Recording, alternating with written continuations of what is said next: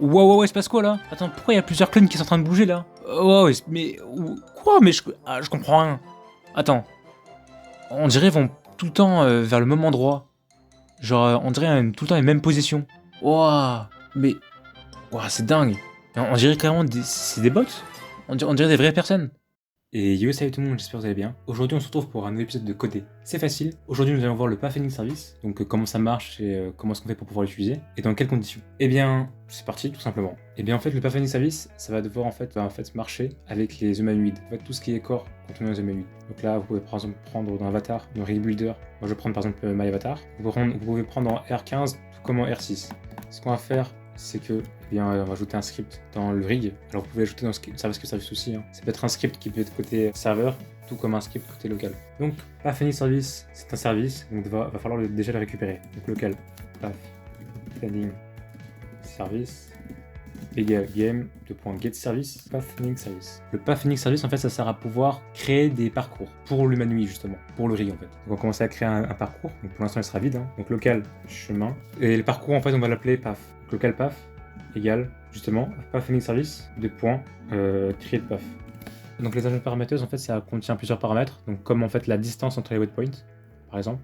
Donc qu'est-ce que c'est les waypoints? En fait ça sera des petites boules. Pour pouvoir faire un parcours, ça va utiliser plusieurs boules. Donc une boule comme ça, puis ensuite une deuxième comme ça, pour aller tout droit. Par exemple, imaginons que on va utiliser par exemple la position de ce bloc là, et imaginons que justement le but de l'humanoïde c'est de toucher le bloc. Donc en fait ça va faire plusieurs petites boules en fait, donc ça va faire plusieurs petites positions pour pouvoir aller jusqu'à la part. Voilà. En fait ce qu'on va faire c'est qu'on va pouvoir récupérer chaque petite boule, donc pour les de position en position, pour pouvoir commencer à créer le parcours. Si jamais vous avez, hop là, un obstacle, si jamais on modifie pas justement le parcours pour par exemple pour passer à côté, bah, du coup l'humanoïde va aller tout droit et il va se planter en fait, il va prendre le mur tout simplement. Donc il va falloir calculer le chemin pour qu'on puisse commencer à passer pour aller jusqu'à l'appart, mais en contournant justement l'obstacle. Donc ça sera fait par script, commencer à modifier les points, donc les waypoints en fait, pour pouvoir aller jusqu'à l'appart. Donc je vous laisserai aller dans l'API pour pouvoir voir ça. Ensuite on a créé le path, donc on va commencer en fait justement à calculer le chemin pour ne pas en fait se prendre les obstacles justement. Donc on va faire local, et là on va commencer à créer parcours, faire plutôt local chemin, c'est égal au path, async, voilà, donc c'est bien important les majuscules. En fait ça va permettre de calculer le chemin pour ne pas se prendre l'obstacle. Imaginons qu'on va le but, ce sera d'aller dans la part 1, on va mettre la part ici. Le but, ce sera en fait de prendre par rapport à la position du rig, et puis ensuite aller jusqu'à la part. Donc la position du rig, on va prendre la priority part.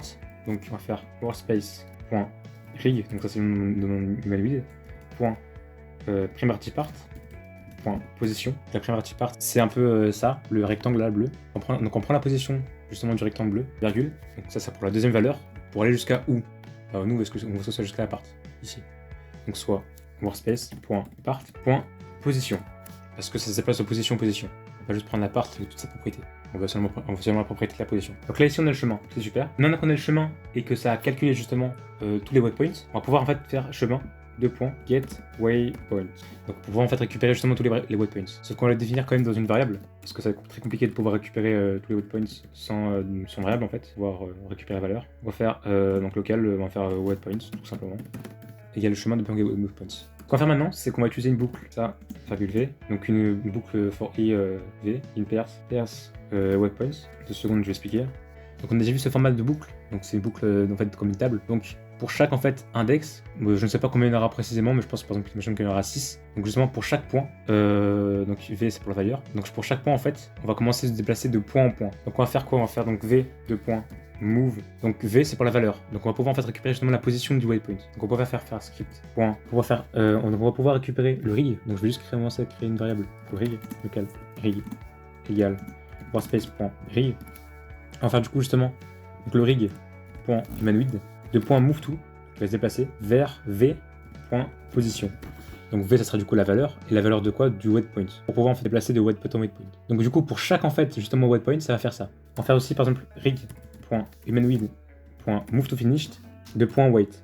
C'est un événement justement pour reconnaître que c'est pour attendre que le rig se déplace jusqu'au waypoint, pour pas que ça puisse aller d'un coup en fait. et pour pas qu'il y ait de crash surtout. Donc voilà. Donc là normalement quand on va commencer à lancer, vous verrez automatiquement que le rig va aller jusqu'à l'appart. Donc j'ai modifié ici que ce soit plutôt le PAF, parce que le PAF ça sera plutôt en fait le chemin justement. Ici bon j'ai mis chemin, c'est plutôt calcul du chemin. Parce qu'en fait automatiquement ça va du coup pouvoir donner la valeur du chemin directement au parcours. Donc on va prendre directement le parcours. En fait on va pouvoir en fait récupérer le parcours avec toutes ces valeurs, au lieu de prendre seulement le chemin. Bon là il n'y a pas eu d'obstacle, donc ce que je vais faire c'est que je vais ajouter un obstacle, comme ça, hop là, ça.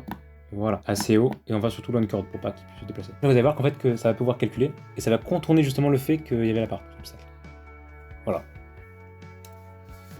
Donc c'est plutôt cool de voir ça. Le problème c'est que donc, on a commencé plutôt à voir la première étape. Pour voir la seconde étape, c'est que, bah, imaginons que je suis très méchant, et je vais contourner justement l'humanoïde. Attention, donc on va mettre comme ça. Donc là en fait j'ai informé l'humanoïde, en fait il peut quand même sauter ici là. Donc c'est très bien qu'il peut sauter, sauf que bah, je ne demande pas sauter. Donc du coup bah, il va se retrouver bloqué. Bon là vous voyez que c'est assez haut quand même. Et en fait, du coup, bah, justement, il sera bloqué et il ne pourra pas passer. Sauf que ce serait peut-être mieux si, par exemple, il peut sauter. C'est ce qu'on va faire. On va le faire sauter. Donc, justement, on va faire que ici, donc do, là, move to, donc il se déplace. Et ensuite, on va faire, donc il se déplace ici. Et ensuite, on va faire donc V, donc pour la valeur. Donc, si jamais le rig a besoin de sauter pour pouvoir continuer son chemin, c'est ce qu'on va écrire. Donc, if, donc V, donc waypoint en fait, donc la valeur de waypoint. If waypoint point action est strictement égal à enum.pathing, donc path waypoint action. Donc si jamais c'est égal à quoi? Donc au jump, on peut faire custom, on peut mettre ça c'est fait de jump. Alors, ce qu'on va faire là, c'est qu'on va faire du coup justement rig.humanoid 2.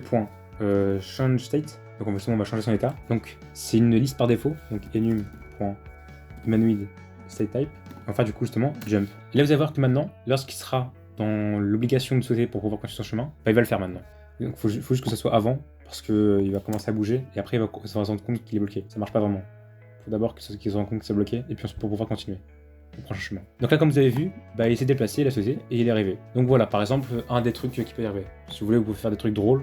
Si jamais ça reste, par exemple, vous pouvez faire un wait, par exemple, wait 3 secondes, et si jamais ça reste pendant 10 secondes, vous pouvez changer l'état et le tuer en faisant dead.